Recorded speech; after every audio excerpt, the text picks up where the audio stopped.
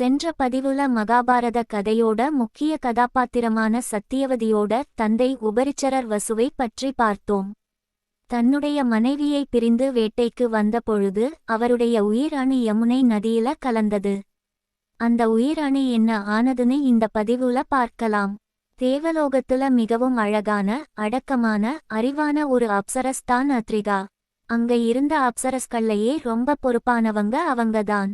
அவங்களுக்கு இந்திரதேவர் ஒரு நாள் ஒரு முக்கியமான பணி ஒன்றை கொடுத்துள்ளார். அந்த பணியை செய்ய சென்ற அத்ரிகா அதை செய்யாமல் வேறெதிலோ மதிமயங்கி போயிருக்காங்க. எப்பவும் பொறுப்பா இருப்பவங்க இப்படி மதியிழந்து போனது கூட தெய்வ செயல்தானோ என்னவோ. ஏனென்றால் அவங்க மூலமா தான் சத்தியவதி பிறந்தாங்க. சத்தியவதி மூலமா தான் அதீத தெய்வீக சக்தி படைத்த வேதவியாசர் பிறந்தார்.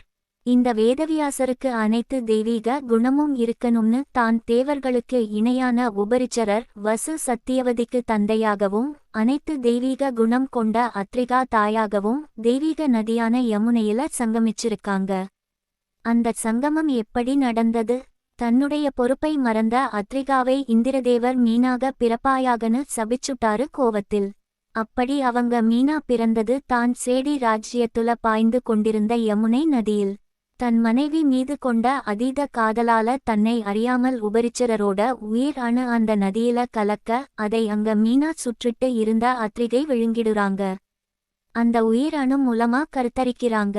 மீனாக இருந்தாலும் அவங்களுடைய தெய்வீக தன்மை அப்படியே தான் இருந்துள்ளது. அது அவங்களுக்கு அந்த கருவை தாங்குகின்ற சக்தியையும் கொடுத்துள்ளது.